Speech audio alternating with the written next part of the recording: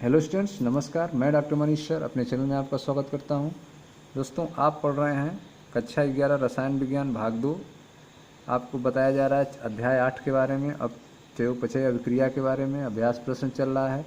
पिछले वीडियो में हमने आपको 19वां क्वेश्चन बता दिया था। अब आइए देखते हैं क्वेश्चन नंबर 20।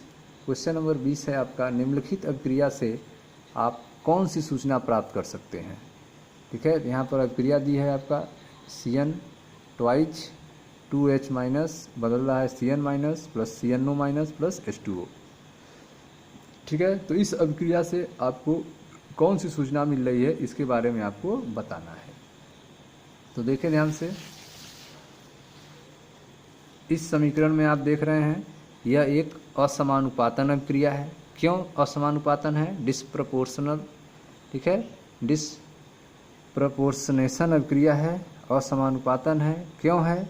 क्योंकि यहाँ पर जो CN ट्वाइज है, ठीक है, एक ही समय में CN माइनस में अपचयित हो रहा है और CNO माइनस में ऑक्सीकृत हो रहा है। ठीक है, यह अभिक्रिया क्षारीय माध्यम में हो रही है। ठीक है, इसलिए यह एक असमानुपातन अभिक्रिया है। तो यह जो दी गई अभिक्रिया है आपका असमानुपातन अभिक्रिया है, क्योंकि यह आपका जो CN ट्वाइज है यह CN माइनस में और CNO माइनस में चेंज हो रहा है। ठीक है, इसमें CN ट्वाइज जो है एक समय में CN माइनस में अपचयित हो रहा है और CNO माइनस में ऑक्सीकृत हो रहा है। यह अभिक्रिया जो है क्षारीय माध्यम में हो रही है। यह अभिक्रिया किस में हो रही है? क्षारीय माध्यम में हो रही है। यह सूचना हमें इस अभिक्रिया से प्राप्त होती है। अगला जो है आपका क्वेश्चन है, Mn3+ आयन विलयन में अस्थायी होता है तथा असमानुपातन द्वारा Mn2+, MnO2 और H आयन देता है। इस अभिक्रिया के लिए संतुलित आयनिक समीकरण लिखिए। ठीक है, तो इस अभिक्रिया के लिए आपको संतुलित आयनिक समीकरण लिखना है। जो सूचना दी गई है कि Mn3+ चेंज होता है असमानुपातन द्वारा Mn2+ में, MnO2 में और H+ आयन में। तो इसको हम लिखते हैं और फिर इसका समीकरण लिखते हैं। तो जो सूचना दी गई है उसके अनुसार समीकरण का मूल जो प्रारूप है वह है कि Mn3+ जो है वह चेंज हो रहा है Mn2+ में, MnO2 में और H+ में। ठीक है, अब अभिक्रिया को आपको संतुलित करना है। तो अभिक्रिया को निम्न प्रकार से संतुलित करेंगे। सबसे पहले सभी परमाणुओं पर ऑक्सीकरण संख्या लिखेंगे। ठीक है, सभी परमाणुओं पर क्या करेंगे? ऑक्सीकरण संख्या लिखेंगे। तो Mn3+ पर ऑक्सीकरण संख्या Mn की +3 हो गई। Mn2+ में Mn की ऑक्सीकरण संख्या +2 हो गई। MnO2 में ऑक्सीजन की -2 और Mn की +4 हो जाएगा और हाइड्रोजन H+ का ऑक्सीकरण संख्या +1 हो जाएगा। तो सभी परमाणुओं पर ऑक्सीकरण संख्या लिखने पर यह स्पष्ट हो जा रहा है कि Mn3+, ठीक है, का एक ही समय में Mn2+ और Mn4+, ठीक है, में अपचयन तथा ऑक्सीकरण होता है।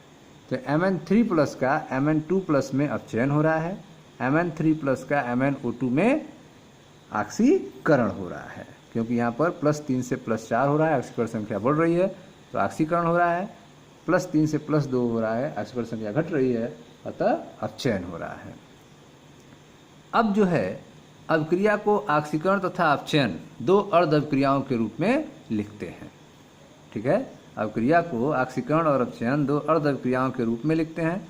तो आपका हो जाएगा Mn3+ Mn2+, यह आपका अपचयन अर्ध अभिक्रिया है, और Mn3+ MnO2 यह आपका ऑक्सीकरण अर्ध अभिक्रिया है। ठीक है, क्योंकि +3 से +4 हो रहा है, ऑक्सीकरण संख्या बढ़ रही है, यह आपका ऑक्सीकरण अर्ध अभिक्रिया हो गई। +3 से +2 हो रहा है, ऑक्सीकरण संख्या घट रही है, अतः यह अपचयन अर्ध अभिक्रिया हो गई। ठीक, अब जो है अपचयन अर्ध अभिक्रिया को संतुलित करते हैं।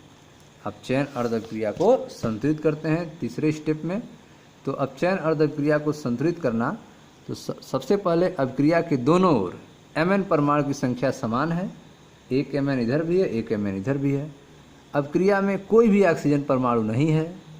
इलेक्ट्रॉन जोड़कर आवेश को संतुलित करते हैं। तो Mn3+ है, Mn2+ है, तो इधर भी 2+ होना चाहिए, तो इधर इलेक्ट्रॉन ऐड कर देंगे, एक माइनस, तो यहाँ पर भी 2+ हो जाएगा, इधर भी 2+ हो जाएगा। ठीक है, तो यह आपका अपचयन अर्ध अभिक्रिया है। अब देखते हैं ऑक्सीकरण अर्ध अभिक्रिया को संतुलित करते हैं। तो ऑक्सीकरण अर्ध अभिक्रिया जो है Mn3 प्लस MnO2 4 प्लस में चेंज हो रहा है। ठीक है, तो अभिक्रिया के दोनों ओर मैग्नीज परमाणु की संख्या समान है, एक Mn इधर भी एक Mn इधर भी है। अभिक्रिया अम्लीय माध्यम में होती है, इसलिए ऑक्सीजन परमाणुओं को संतुलित करने के लिए हमें बाईं ओर 2 H2O अणु जोड़कर ऑक्सीजन परमाणु को संतुलित किया जा सकता है। ठीक है, तो ऑक्सीजन परमाणु को संतुलित करने के लिए हमें H2O जोड़ना होगा, क्योंकि अभिक्रिया जो है अम्लीय माध्यम में हो रही है। तो Mn3 प्लस MnO2 में चेंज हुआ था, तो यहाँ पे आप देख रहे हैं कि 2 ऑक्सीजन है, तो इधर 2 ऑक्सीजन लाने के लिए आपने 2 H2O ऐड कर दिया। हाइड्रोजन परमाणु को संतुलित करेंगे, अब यहाँ पे 4 हाइड्रोजन है, इधर एक भी हाइड्रोजन नहीं है, इसके लिए आप 4H प्लस इधर ऐड करेंगे, तो आपका हो जाएगा Mn3 प्लस 2H2O बनेगा MnO2 plus 4H plus. Electron जोड़कर आवेश को संतुलित करते हैं, तो Mn3 plus 2H2O arrow MnO2 plus 4H plus plus electron, क्योंकि इधर 3, ठीक है, इधर जो है आपका 3 प्लस है, इधर भी 3 प्लस होना चाहिए, तो 4 प्लस है, तो 1 माइनस जोड़ देंगे तो इधर भी आपका 3 प्लस हो जाएगा। ठीक है, यह आपका संतुलित ऑक्सीकरण अर्ध अभिक्रिया है। अब दोनों अभिक्रियाओं को जोड़ देंगे। अब चयन अर्ध अभिक्रिया और ऑक्सीकरण अर्ध अभिक्रिया दोनों संतुलित रूप हैं, उनको हम ऐड कर देंगे। तो जब दोनों अभिक्रियाओं को जोड़ेंगे तो पहले लिखें Mn3 plus plus electron Mn2 plus, और दूसरा जो है आपका Mn3 plus plus 2H2O arrow MnO2 plus 4H plus plus electron, दोनों को ऐड करते हैं। यह हो जाएगा आपका 2 Mn3 plus plus 2H2O arrow, ठीक है, इलेक्ट्रॉन से इलेक्ट्रॉन कैंसिल हो जाएगा, Mn2 plus plus MnO2 plus 4H plus. अब यह आपका समीकरण जो है एक संतुलित समीकरण प्राप्त हो गया। ठीक है, तो इस तरह से जो आपकी सूचनाएं दी गई थी उसको आप ऐसे संतुलित करेंगे आयनिक विधि द्वारा, जिसमें आप देख रहे हैं कि मैग्नीज आयन इधर 2 हैं, इधर भी मैग्नीज आयन 2 हैं। ठीक है, 2 ऑक्सीजन इधर है तो 2 ऑक्सीजन इधर भी है, 4 हाइड्रोजन है, 4 हाइड्रोजन इधर भी है। आवेश देखा जाए तो 2 3 6 प्लस इधर है। ठीक है, तो इधर भी आप देखें 2 प्लस और 4 प्लस 6 प्लस इधर भी है। तो यह समीकरण जो है आपका संतुलित है। यह था आपका क्वेश्चन नंबर 21। नेक्स्ट देखते हैं क्वेश्चन नंबर 22। क्वेश्चन नंबर 22 कह रहा है सीजियम, नियान, आयोडीन और फ्लोरीन में ऐसे तत्व की पहचान कीजिए जो केवल ऋणात्मक ऑक्सीकरण अवस्था प्रदर्शित करता हो।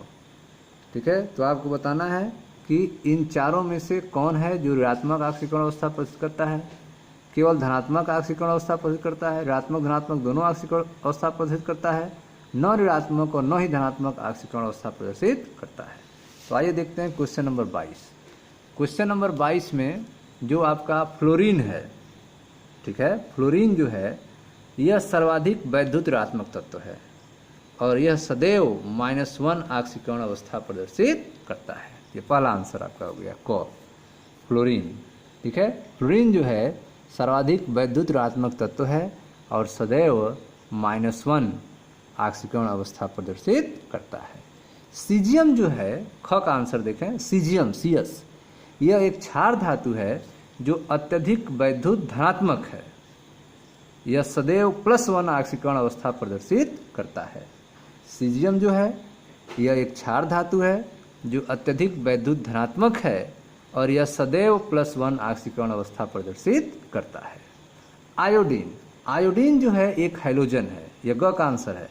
आयोडीन यह एक हैलोजन है, इसके संयोजक कोष में 7 इलेक्ट्रॉन पाए जाते हैं। आयोडीन जो है एक हैलोजन है, इसके संयोजक कोष में 7 इलेक्ट्रॉन पाए जाते हैं, इसलिए यह -1 ऑक्सीकरण अवस्था प्रदर्शित करता है। 4 कोष की उपस्थिति कारण यह +1, +3, +5 और +7 ऑक्सीकरण अवस्थाएं भी प्रदर्शित करता है। ठीक है, घ का जो आंसर होगा आपका नियान होगा। यह एक उत्कृष्ट गैस है तथा किसी भी रासायनिक अभिक्रिया में भाग नहीं लेता है, इसलिए यह न तो धनात्मक ऑक्सीकरण अवस्था में पाया जाता है और न ही ऋणात्मक ऑक्सीकरण अवस्था में पाया जाता है। ठीक है स्टूडेंट्स, तो यह था आपका क्वेश्चन नंबर 22 का आंसर। देखते हैं अगला क्वेश्चन, क्वेश्चन नंबर 23। ठीक है, क्वेश्चन नंबर 22 में आपने देखा कि केवल ऋणात्मक ऑक्सीकरण अवस्था प्रदर्शित करने वाला तत्व क्या हो गया, फ्लोरीन हो गया। केवल धनात्मक ऑक्सीकरण अवस्था प्रदर्शित करने वाला तत्व कौन है? सीजियम हो गया। ऋणात्मक और धनात्मक दोनों ऑक्सीकरण अवस्था प्रदर्शित करने वाला तत्व कौन है? आयोडीन हो गया। न ऋणात्मक न ही धनात्मक ऑक्सीकरण अवस्था प्रदर्शित करने वाला तत्व कौन हो गया? नियान हो गया।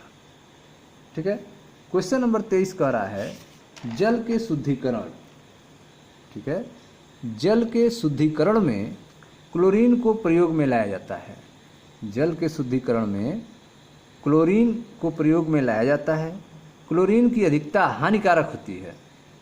जल के शुद्धिकरण में क्लोरीन का प्रयोग किया जाता है और क्लोरीन की अधिकता क्या है? हानिकारक होती है। सल्फर डाइऑक्साइड से अभिक्रिया करके इस अधिकता को दूर किया जाता है। सल्फर डाइऑक्साइड से अभिक्रिया करके क्लोरीन की अधिकता को दूर किया जाता है। जल में होने वाले इस अपचयापचय परिवर्तन के लिए संतुलित समीकरण लिखिए। ठीक है, जल में होने वाले इस रिडॉक्स रिएक्शन के लिए संतुलित समीकरण लिखिए। तो देखें ध्यान से क्वेश्चन नंबर 23। क्वेश्चन नंबर 23 देखें ध्यान से। क्लोरीन तथा सल्फर डाइऑक्साइड की अभिक्रिया है जो जल में होती है। क्लोरीन तथा सल्फर डाइऑक्साइड की अभिक्रिया chlorine Cl2 plus sulphur dioxide arrow Cl minus plus sulphate SO4 2 minus. ठीक है, यह जो है अपचयापचय अभिक्रिया को आयन इलेक्ट्रॉन विधि से हम संतुलित करते हैं। तो आप देख रहे हैं कि Cl2 प्लस SO2 चेंज हो रहा है Cl माइनस और SO4 2 माइनस में। यहाँ पर SO2 चेंज हो रहा है SO4 2 माइनस में, Cl2 चेंज हो रहा है Cl माइनस में।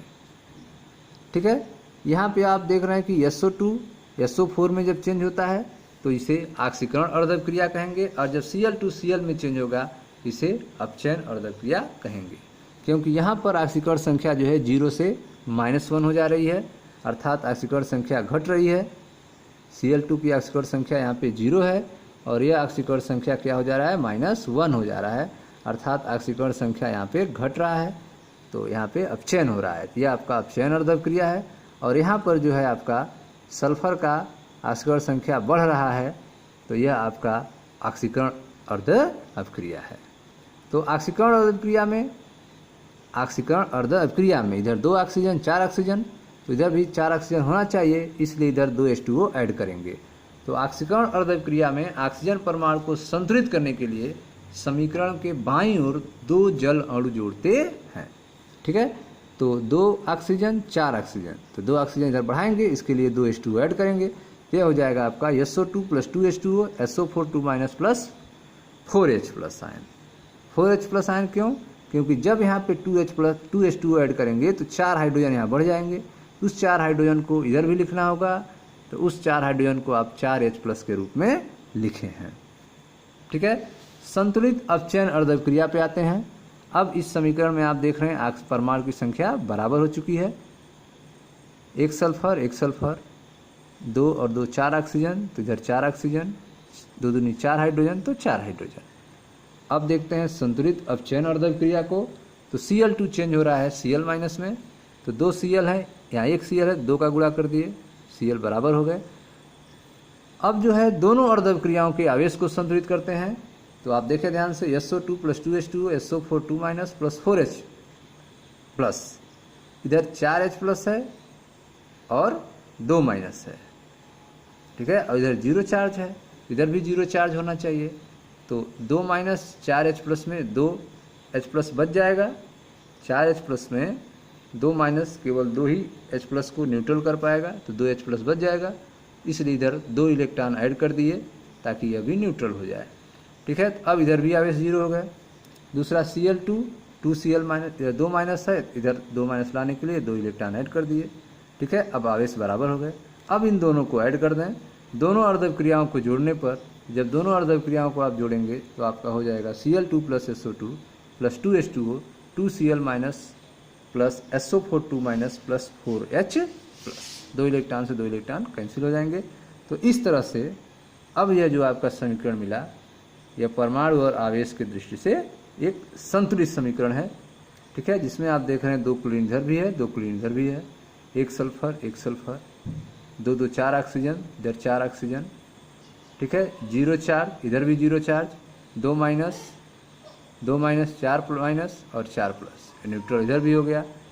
ठीक है, तो इस तरह से यह समीकरण जो है आवेश और परमाणु की दृष्टि से संतुलित था। यह था आपका क्वेश्चन नंबर 23। मिलते हैं नेक्स्ट वीडियो में जहाँ क्वेश्चन नंबर 24 की चर्चा होगी। मैं डॉक्टर मनीष सर अपने चैनल में आपका स्वागत करता हूँ। वीडियो को लाइक करें, शेयर करें, चैनल को सब्सक्राइब करें। धन्यवाद दोस्तों।